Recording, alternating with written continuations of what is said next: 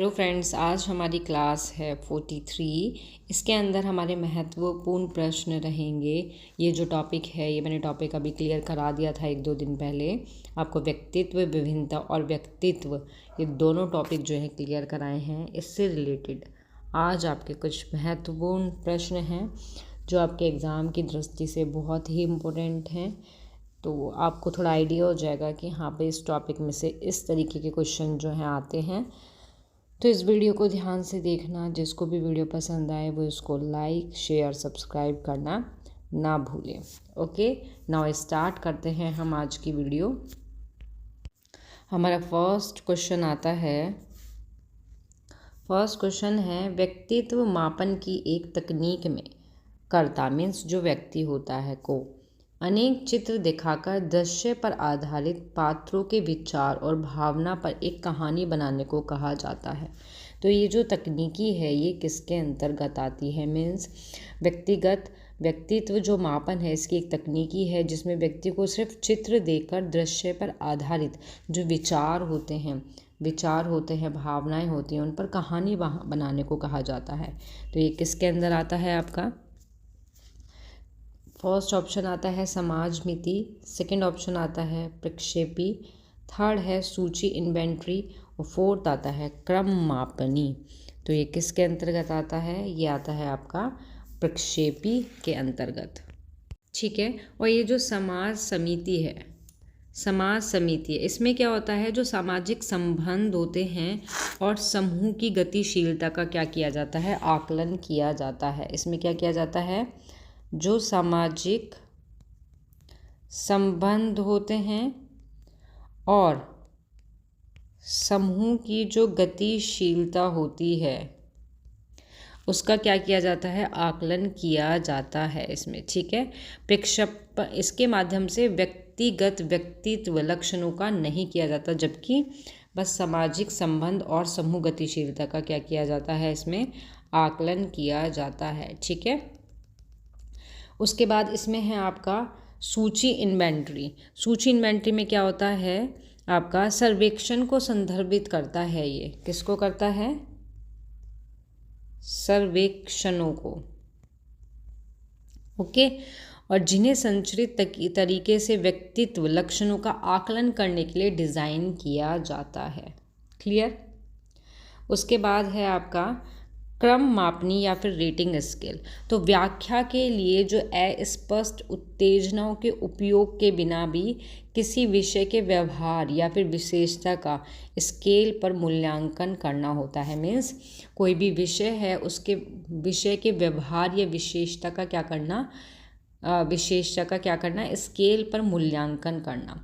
ये आता है इसके अंतर्गत। और प्रक्षेपी के अंदर आता है आपका कि इसमें क्या होता है? चित्र को व्यक्ति को प्रस्तुत किया जाता है और उनसे इन उत्तेजनाओं पर अपने विचार और भावना धारणा को प्रोजेक्ट के लिए एक तरह से तैयार करने के लिए कहा जाता है।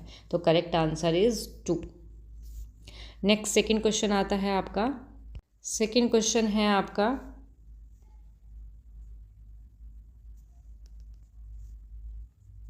निम्नलिखित में से कौन सी व्यक्तित्व आकलन की प्रक्षेपी विधि नहीं है? क्वेश्चन पे ध्यान रखना। फर्स्ट शब्द साहचर्य, सेकंड वाक्य पूरा, थर्ड समाजमिति और फोर्थ व्यक्ति अध्ययन। तो इसका करेक्ट आंसर क्या होगा आपका? सी और डी रहेगा इसका। मीन्स जो शब्द साहचर्य ये भी नहीं है, वाक्य पूरा करना भी नहीं है, जबकि समाज मीति और व्यक्ति व्यवहार ये इसका करेक्ट आंसर होगा। मीन्स सी और डी इसका करेक्ट आंसर होगा। ओके। क्योंकि जो शब्द साहचर्य है, जो आपका शब्द साहचर्य ये क्या है? ये आपकी क्या होती है? ये एक प्रतिभागी मीन्स इसमें शब्द साहचर्य में होता है कि मन में आने वाले पहले शब्द के साथ क्या करती है? प्रतिक्रिया करती है, जिससे अवचेतन पैटर्न का पता लगता है। इसमें क्या होता है आपका?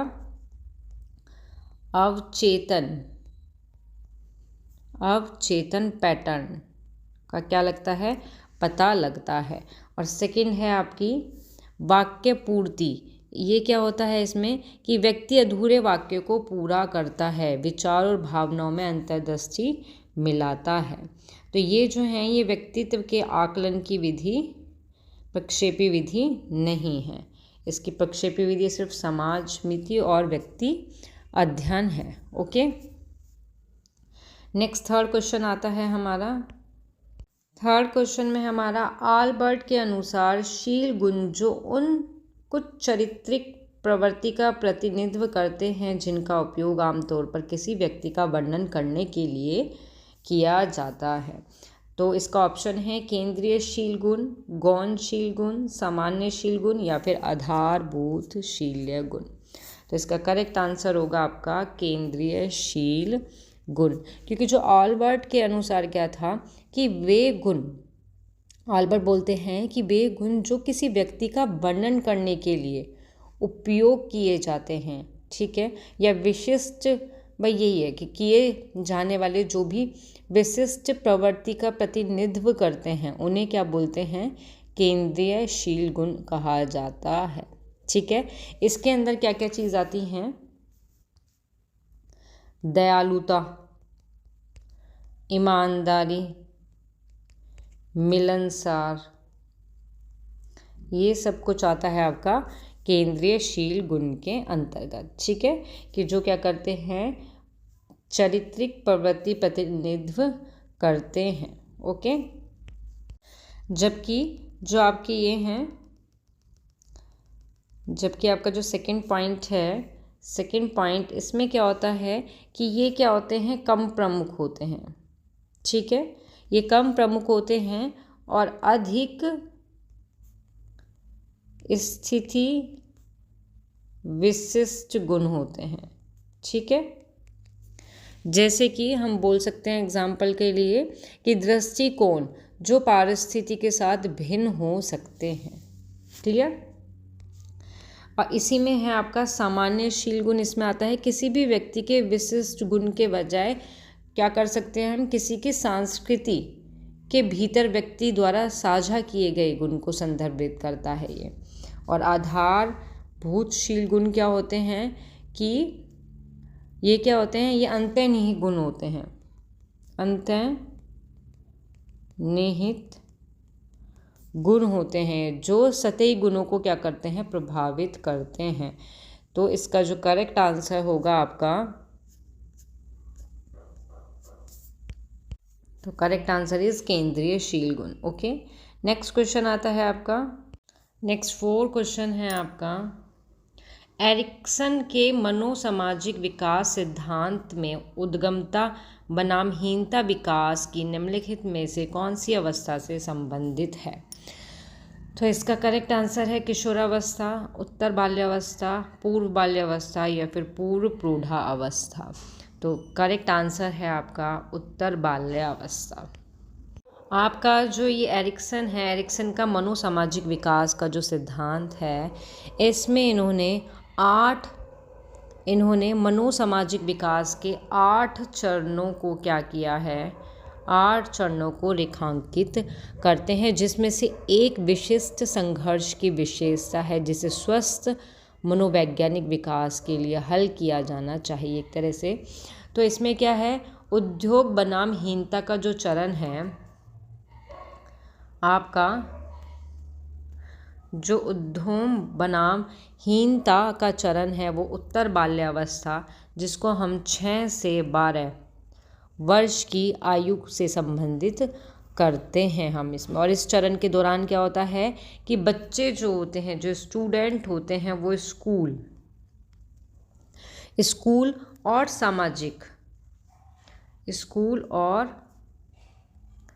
सामाजिक अंतःक्रिया के मध्य से क्षमता और उपलब्धि की भावना विकसित करते हैं इसमें। ओके, तो इसका करेक्ट आंसर क्या है आपका, उत्तर बाल्य अवस्था। ठीक है, क्योंकि जो आपकी किशोरावस्था होती है यह क्या है, पहचान बनाम भूमिका भ्रम के चरण से मेल खाता है। किससे खाता है, पहचान बनाम, ठीक है, पहचान बनाम भूमिका भ्रम, भूमिका भ्रम।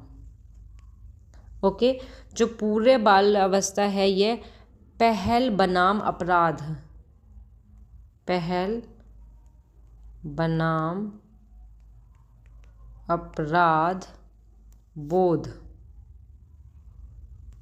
चरण के नाम से जाना जाता है। ठीक है, और जो पूर्व प्रौढ़ अवस्था होती है यह है अंतःरंगता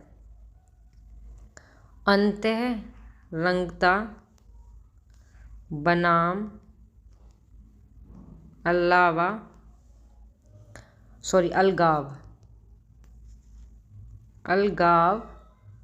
चरण के नाम से जाना जाता है। ठीक है, तो जो उद्गमता बनाम हीनता है वो आपका उत्तर बाल्यावस्था के अंतर्गत आता है। ओके, नेक्स्ट क्वेश्चन आता है आपका निम्नलिखित में से कौन सा उपागम व्यक्तित्व सिद्धांत से संबंधित नहीं है? शील गुण उपागम, सेकेंड है टाइप उपागम, या फिर मानवतावादी उपागम, या फिर एक तंत्रात्मक उपागम। तो इसका करेक्ट आंसर होगा एक तंत्रात्मक उपागम। ओके, कि जो एक तंत्र उपागम है वो व्यक्ति सिद्धांत से संबंधित नहीं है। नेक्स्ट क्वेश्चन आता है एक बालक व्यक्तित्व मापन की सर्वाधिक व्यक्तिनिष्ठ विधि है? प्रक्षेपी, साक्षात्कार, प्रश्नावली या समाज मितीय विधि। तो इसका जो करेक्ट आंसर है वो है आपका प्रश्नावली विधि, की जो प्रश्नावली विधि है वो व्यक्तित्व के मापन की सबसे अच्छी विधि है, सर्वश्रेष्ठ विधि है। ठीक है, क्योंकि जो प्रश्नावली विधि है यह एक ऐसी तकनीक है जहाँ जानकारी का जो स्रोत है वो स्वयं कौन करता है, स्वयं करता ही इसको करता है। ठीक है, अब आपकी जो है साक्षात्कार, जो आपकी प्रक्षेप विधि है इसमें क्या होता है, यह अस्पष्ट परीक्षण सामग्री के जवाब देते समय किसी भी व्यक्ति के हित या फिर विचार का मूल्यांकन करने के लिए बनाई गई है। ओके, जो साक्षात्कार है ये व्यक्ति मूल्यांकन की एक विधि है जिसमें साक्षात्कार व्यक्ति से सवाल पूछे जाते हैं। और समाज मितीय विधि है कि इसमें किसी समाज या समूह के लोगों के बीच संबंध का मूल्यांकन किया जाता है। तो सर्वश्रेष्ठ विधि कौन सी है? प्रश्नावली विधि। नेक्स्ट क्वेश्चन आता है प्रसंगित अंतर्बोधन परीक्षण TAT व्यक्तित्व को मापना एक आत्मनिष्ठ तकनीक है, वस्तुनिष्ठ तकनीक है, प्रक्षेपीय तकनीक है, या फिर प्रयोगात्मक तकनीक है? ये कौन सी तकनीक के अंतर्गत आता है? तो करेक्ट आंसर इज प्रक्षेपीय तकनीक के अंदर आता है ये। ठीक है, और ये जो परीक्षण है वो किसी भी व्यक्ति के वास्तविक व्यक्तित्व या फिर भावना जो होती हैं उनको नियंत्रण के लिए उनकी क्षमता को उजागर कर सकता है। ओके, नेक्स्ट क्वेश्चन आता है आपका निम्नलिखित में से व्यक्तित्व का एक प्रक्षेपीय परीक्षण है? मिनेसोटा बहुपक्षीय व्यक्तित्व सूची, समाज मितीय परीक्षण, शब्द साहचर्य परीक्षण, या फिर बेल की समायोजन सूची। तो करेक्ट आंसर इज होगा इसका शब्द साहचर्य परीक्षण। ठीक है, क्या होगा इसका करेक्ट आंसर? शब्द साहचर्य परीक्षण। और जो शब्द साहचर्य परीक्षण है ये किसके द्वारा प्रस्तुत की गई एक तकनीक थी? ये गाल्टन के द्वारा। किसके द्वारा? गाल्टन के द्वारा क्या थी? गाल्टन के द्वारा प्रस्तावित एक प्रक्षेपीय तकनीक है जिसमें क्या होता है कि व्यक्ति को पहले उस शब्द का उत्तर देना आवश्यक होता है जो उद्दीपक शब्द सुनने के दिमाग में आता है। फॉर एग्जाम्पल के लिए कि कुर्सी शब्द सुनने के बाद एक विशिष्ट प्रतिक्रिया मेज हो सकती है। ओके, तो ये है इसका करेक्ट आंसर। नेक्स्ट क्वेश्चन आता है 16 PF परीक्षण पर आधारित है? आइजैक सिद्धांत, कैटल के सिद्धांत, आलपॉट के सिद्धांत, या फिर उपयुक्त में से कोई नहीं? तो करेक्ट आंसर होगा इसका कैटल के सिद्धांत। ठीक है, क्या होगा इसका करेक्ट आंसर? कैटल के सिद्धांत। नेक्स्ट क्वेश्चन है इसमें आपका कि क्रेशमेर द्वारा कितने व्यक्तित्व प्रकार का उल्लेख किया गया है? तो ऑप्शन है फर्स्ट 4, सेकंड ऑप्शन है 2, थर्ड ऑप्शन है 3 या फिर 4 ऑप्शन आता है आपका 5। तो इसका जो करेक्ट आंसर होगा वो होगा 4 कि 4 क्रेशमेर द्वारा व्यक्तित्व के 4 प्रकारों का उल्लेख किया गया है। ठीक है, अब ये जो 4 प्रकार हैं ये कौन कौन से प्रकार हैं? फर्स्ट आता है आपका स्थूलकाय, सेकंड आता है आपका दुर्बल, थर्ड इज सुडोल और फोर्थ आता है आपका दुर्विकसित। ठीक है, अब जो आपके इसमें स्थूल वाले जो होते हैं, स्थूल काय वाले जो प्रकार के व्यक्तित्व वाले जो बालक होते हैं वो ऐसे लोग कद में कैसे होते हैं? छोटे होते हैं, उनका भारी शरीर होता है। ठीक है, उनकी छोटी गर्दन होती है। ये सभी किसके अंतर्गत आते हैं? ये आते हैं स्थूल काय के अंतर्गत आते हैं। और स्वभाव में कैसे होते हैं? हंसमुख होते हैं। इनकी विशेषताएं क्या होती है कि ये कैसे विशेषताओं का प्रदर्शन करते हैं? सामाजिक होते हैं ये और हंसमुख होते हैं। ठीक है, नेक्स्ट आता है दुर्बल। दुर्बल ऐसे व्यक्ति होते हैं, ऐसे व्यक्ति अविकसित मांसपेशियों के साथ कैसे होते हैं? लंबे होते हैं। ये तो लंबे होते हैं, ये छोटे होते हैं कद में। तो ये लंबे होते हैं, पतले होते हैं और इनका वजन भी कम होता है। लेकिन ये जो दुर्बल वाले होते हैं ये कैसे होते हैं व्यक्ति या बालक? चिड़चिड़े होते हैं ये। ठीक है, और ये अपनी जिम्मेदारियों से क्या करते हैं? अपनी जिम्मेदारियों से बचते हैं। ओके, नेक्स्ट है इस पे सुडोल। ये पेशीय प्रकार के होते हैं और इनमें अच्छी तरह से निर्मित मांसपेशियां होती हैं। ये ना तो लंबे होते हैं, और ना ही ये छोटे होते हैं। ठीक है, ये मीडियम साइज़ के होते हैं, मीडियम इनकी लंबाई होती है और इनका जो स्वभाव है वो कैसा होता है? शांत होता है। ठीक है, नेक्स्ट है आपका दुर्विकसित प्रकार के। इस श्रेणी में वो लोग शामिल होते हैं जो ऊपर के जितने भी वर्णित किसी भी विशेषता को प्रदर्शित नहीं करते, लेकिन तीनों प्रकार का क्या होते हैं? मिश्रण होते हैं एक तरह से, कि जो स्थूलकाय है, दुर्लभ है, सुडोल है। तो इन तीनों का जो मिश्रण जो होता है वो आता है आपका दुर्विकसित के अंदर। तो क्रेशमेर द्वारा व्यक्ति के 4 प्रकार का उल्लेख किया गया, जो 4 प्रकार आपके इस तरीके से हैं। ओके, नेक्स्ट क्वेश्चन आता है आपका, नेक्स्ट क्वेश्चन इज निम्न में से कौन सी व्यक्तित्व मापन की प्रक्षेप्य विधि है? फर्स्ट ऑप्शन है निर्धारण मापनी, सेकंड है अवलोकन, थर्ड है साक्षात्कार, फोर्थ है प्रासंगिक अंतर्बोधन परीक्षण। ठीक है, तो इसमें जो करेक्ट आंसर होगा इसका होगा इसका प्रासंगिक अंतर्बोधन परीक्षण। ओके, तो ये जो आपकी प्रासंगिक अंतर्बोधन जो परीक्षण है ये किसने दिया था? इसका निर्माण किसने किया था? तो हेनरी मरे ने क्या करा था? इस परीक्षण का निर्माण करके इतिहास रचा था इन्होंने। ओके, और ये जो परीक्षण है इसमें क्या होता है कि कोई भी व्यक्ति है उसके जो वास्तविक व्यक्तित्व, उसकी जो भावना नियंत्रण के लिए उनकी क्षमता को क्या किया जाता है? उजागर कर सकते हैं। ठीक है, तो ये होता है इसके अंतर्गत। नेक्स्ट क्वेश्चन है आपका भावना, व्यक्तित्व, सामाजिक संबंध में परिवर्तन और स्थिरता किस विकास में शामिल होती है?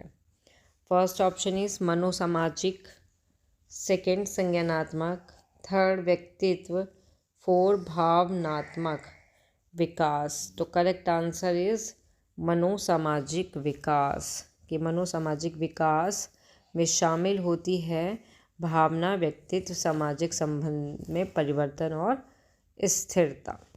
ओके, ठीक है। इसमें क्या होता है, जो मनोसामाजिक विकास है, इसके अंदर क्या होता है कि जो व्यक्ति है वो दूसरों के साथ किस प्रकार से बातचीत करते हैं या फिर स्वयं के बारे में अपनी समझ जो है उसको क्या करते हैं, विकसित करते हैं, और अपनी भावनाओं को किस प्रकार प्रबंधित करते हैं। इसमें क्या होता है, इसमें जो सामाजिक कौशल, आत्मसम्मान, पहचान, निर्माण करना, ये तरीके जैसे क्या होते हैं, ये सारी चीज़ें इसमें शामिल होती हैं। ठीक है। सेकंड इज आपका संज्ञानात्मक विकास। इसमें क्या होता है कि सोच, ठीक है, क्या आता है इसमें, सोच, जो भी समस्या है, समस्या का समाधान। ओके, और ये सारे के सारे क्या होते हैं, इस तरीके के बदलाव पर क्या होती है, केंद्रित होती है। नेक्स्ट चीज आता है आपका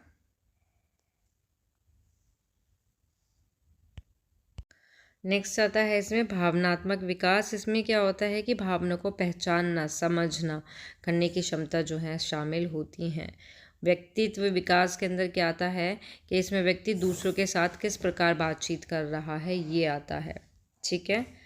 और ये जो मैंने बताया था उसका वो वाला पॉइंट नहीं है, इसका है मनोसामाजिक विकास से मतलब है कि जीवन के काल में जो भी हमारी भावनाएं होती हैं, व्यक्तित्व, सामाजिक संबंध में होने वाले परिवर्तन में स्थिरता से होता है इसका। ठीक है। तो करेक्ट आंसर इज ये जो मैंने बताया था, व्यक्ति दूसरों के साथ बातचीत किस तरीके से करते हैं, स्वयं के बारे में अपनी समझ विकसित करना, ये सभी आएगा आपका व्यक्तित्व विकास के अंदर। ओके, नेक्स्ट क्वेश्चन है आपका, निम्नलिखित में से कौन सी रक्षात्मक युक्ति नहीं है? फर्स्ट पहचान, सेकंड क्षतिपूर्ण पूर्ति, थर्ड युक्तिक्रम, फोर्थ संगति। रक्षात्मक युक्ति नहीं है, तो इसका आंसर होगा आपका करेक्ट संगति। कि जो संगति है वो क्या है, रक्षात्मक युक्ति नहीं है। और जो रक्षात्मक युक्ति है आपकी, ये जो रक्षात्मक युक्ति है ये किसने प्रस्तावित की थी?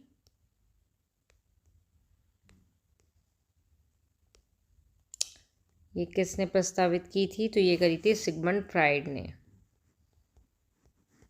सिगमंड फ्राइड और उनकी जो बेटी थी अन्ना फ्राइड ने क्या किया था, इसको प्रस्तावित किया था। ठीक है। नेक्स्ट क्वेश्चन आता है आपका, नेक्स्ट क्वेश्चन इज व्यक्तित्व मापन की कैट विधि द्वारा दी गई है। First Skinner, second Bellak, third Holland और फोर्थ मुर्रे। तो ये किसके द्वारा दी गई है? ये दी गई है आपकी बेलक के द्वारा दी गई है। कौन सी विधि? कैट विधि। ठीक है। और ये जो कैट विधि है ये होती क्या है? ये क्या है? ये एक प्रक्षेपी व्यक्तित्व परीक्षण है ये। ठीक है। जिसका उपयोग सामान्य जो भी सामाजिक स्थिति में जानवरों की तस्वीर के रूप में प्रस्तुत जो भी मानकीकृत उत्तेजना के प्रति बच्चों की जो प्रतिक्रियाओं में व्यक्तिगत भिन्नताओं का जो आकलन करने के लिए किया जाता है। ठीक है। और इसकी जो फुल फॉर्म है, कैट की फुल फॉर्म क्या है? Children apperception test. ये इसकी क्या है? ये इसकी फुल फॉर्म है। ओके, नेक्स्ट क्वेश्चन आता है। नेक्स्ट क्वेश्चन इज MMPI एक परीक्षण है जिसका उपयोग निम्न में से किसको मापने के लिए किया जाता है? फर्स्ट व्यक्तित्व, सेकंड सृजनात्मक, थर्ड उपलब्धि या फिर फोर्थ बुद्धि। इनमें से किसको नापने के लिए किया जाता है? तो MMPI एक परीक्षण, इसका उपयोग किया जाता है व्यक्तित्व को मापने के लिए। ठीक है, नेक्स्ट क्वेश्चन आता है आपका। नेक्स्ट क्वेश्चन इज निम्नलिखित में से कौन सी व्यक्तित्व आकलन की प्रक्षेपी विधि नहीं है? ये वाला क्वेश्चन तो मैंने करा दिया था पहले। नेक्स्ट क्वेश्चन आता है। नेक्स्ट क्वेश्चन है व्यक्तित्व मापन की एक तकनीकी जिसमें व्यक्ति को। नेक्स्ट क्वेश्चन आपका ये रहेगा, एक बच्चा सृजनात्मक औसत है, शैक्षणिक उपलब्धि में उच्च है, सामाजिक विकास में कमज़ोर है, डैश एक उदाहरण है। व्यक्तिगत विभिन्नता का मापन योग्य व्यक्तित्व विभिन्नता का अंत है व्यक्तित्व विभिन्नता का उपयुक्त में से कोई नहीं या उपयुक्त में से कोई नहीं या फिर उपयुक्त में से एक से अधिक। तो इसका करेक्ट आंसर क्या होगा आपका? तो करेक्ट आंसर इज इसका अंत व्यक्तित्व विभिन्नता। ओके, नेक्स्ट क्वेश्चन आता है आपका। नेक्स्ट क्वेश्चन इज लक्षण, स्थिति, जनसंख्यिकी लक्षण, संस्कृति विशेषता, बौद्धिक क्षमता, व्यवहार संबंधी विशेषता, जीवन के सभी तथ्यों में एक इंसान को दूसरे से अलग करती है। तो करेक्ट आंसर क्या होगा? व्यक्तित्व, बुद्धिमत्ता, रचनात्मक या व्यक्तिगत विभिन्नता। तो करेक्ट आंसर होगा व्यक्तिगत विभिन्नता। की व्यक्तिगत विभिन्नता ही होती है जो लक्षण, स्थिति, जनसांख्यिकी लक्षण, सांस्कृतिक विशेषता या फिर बौद्धिक क्षमता में एक दूसरे इंसान को एक दूसरे से क्या करती है? अलग करती है। ओके, नेक्स्ट क्वेश्चन आता है आपका। विद्यार्थी की अधिगम शैली चयन में व्यक्तिगत विभिन्नता को किस नज़रिए से देखना चाहिए? अध्यापन अधिगम प्रक्रिया में बाधा के रूप में, विकास प्रक्रिया के एक प्राकृतिक और स्वाभाविक रूप में, एक प्रकार के असामान्य व्यवहार के रूप में और अभिसारी चिंतन के नतीजे के रूप में। तो करेक्ट आंसर होगा विकास प्रक्रिया के एक प्राकृतिक और स्वाभाविक रूप में देखना चाहिए। ओके, नेक्स्ट क्वेश्चन आता है। नेक्स्ट क्वेश्चन है एक कक्षा में विद्यार्थी को चयनित अधिगम शैली में व्यक्तिगत अंतर को अध्यापिका द्वारा किस प्रकार संबोधित किया जाना चाहिए? फर्स्ट, शिक्षण अधिगम प्रक्रिया में बाधा के रूप में। सेकंड, नकारात्मक पुनर्बलन द्वारा मिटाया जाना चाहिए। थर्ड, संज्ञानात्मक असामान्य परिणाम के रूप में देखना चाहिए, नो। और उनकी मान्यता रखते हुए बाल केंद्रित शिक्षा शास्त्र को अपनाना चाहिए ताकि उनकी व्यक्तिगत ज़रूरतें पूरी हो सके। तो बाल केंद्रित, this is the correct answer. Okay, next question है हम में से कुछ लोग लंबे हैं, कुछ लोग छोटे हैं, कुछ गोरे हैं, काले हैं, मजबूत हैं, कमज़ोर है। यह कथन किस सिद्धांत की ओर स्थापित सिद्धांत पर आधारित है? बुद्धि व लैंगिक विभिन्नता पर, बुद्धि जाति विभिन्नता पर, व्यक्तिगत विभिन्नता पर या व्यक्तिगत प्रगतिशीलता पर। तो करेक्ट आंसर होगा इसका व्यक्तिगत विभिन्नता पर। ठीक है, व्यक्तिगत विभिन्नता का मतलब ये है कि तब दो या दो से अधिक लोगों में क्या होता है? डिफरेंसेस पाए जाते हैं। एक गोरा है तो एक काला है तो उनमें ही अंतर पाया गया ना, तो इस तरीके से। ओके, नेक्स्ट क्वेश्चन आता है। नेक्स्ट क्वेश्चन है एक अध्यापिका को अधिगमकर्ता की पसंदीदा अधिगम शैली संबंधित व्यक्तिगत विभिन्नता करनी चाहिए का सम्मान, अनदेखा, परिवर्जन या फिर खारिज। तो करेक्ट आंसर होगा इसका सम्मान। कि एक अध्यापिका को अधिगमकर्ता की पसंदीदा अधिगम शैली संबंधित व्यक्तिगत विभिन्नता का क्या करना चाहिए? सम्मान करना चाहिए। ओके, नेक्स्ट क्वेश्चन आता है। नेक्स्ट क्वेश्चन इज अलग अलग छात्रों को अलग अलग कार्य सौंपे जाने को निम्नलिखित में से किसके आधार पर न्यायोचित ठहराया जा सकता है। छात्रों को विभिन्नता पसंद होती है, यह कार्य की नकल को रोकता है, छात्रों में व्यक्तिगत अंतर होते हैं, इसे किसी भी प्रकार की न्यायोचित नहीं ठहराया जा सकता। तो करेक्ट आंसर होगा इसका छात्रों में व्यक्तित्व अंतर होते हैं। ठीक है, नेक्स्ट क्वेश्चन आता है। विद्यार्थी की अधिगम शैली का चयन में व्यक्तित्व विभिन्नता को किस नज़रिए से देखना चाहिए। फर्स्ट, अध्यापन अधिगम में बाधा के रूप में, विकास प्रक्रिया के एक प्राकृतिक और स्वाभाविक रूप में, एक प्रकार के असामान्य व्यवहार के रूप में, अभिसारी चिंतन के नतीजे के रूप में। तो करेक्ट आंसर इज विकास प्रक्रिया के एक प्राकृतिक और स्वाभाविक रूप में। ओके, नेक्स्ट क्वेश्चन है रचनात्मक लोग डैश तरीके से सोचते हैं, अभिसारी, अपसारी, नकारात्मक या फिर सकारात्मक। तो इसका करेक्ट आंसर क्या होगा आपका? करेक्ट आंसर इसका होगा अपसारी। ठीक है, कि किस तरीके से सोचते हैं, अपसारी तरीके से सोचते हैं। इसमें क्या शामिल होता है? लचीलापन, मौलिकता, विचार, इन सब चीज़ों पर क्या देते हैं? जोर देते हैं। ठीक है, अपसारी जो सोच का जो संबंध होता है वो होता है अलग अलग दिशा में सोचने से। ठीक है, इसका संबंध क्या होता है कि अलग अलग दिशा में क्या सोचने से। ठीक है, सोचने से, कभी कभी खोज भी करने से। ओके, तो ये इसका करेक्ट आंसर होगा अपसारी। नेक्स्ट क्वेश्चन है निम्नलिखित में से एक अंतर व्यक्तिगत का उदाहरण है। ए और बी ने एक संगीत समारोह का प्रदर्शन किया जिसमें बी ने उत्कृष्ट प्रदर्शन किया। समान घंटे तक अध्ययन करने के बावजूद ए किसी अवधारणा को सीखने में और बी की तुलना में अधिक समय लेता था।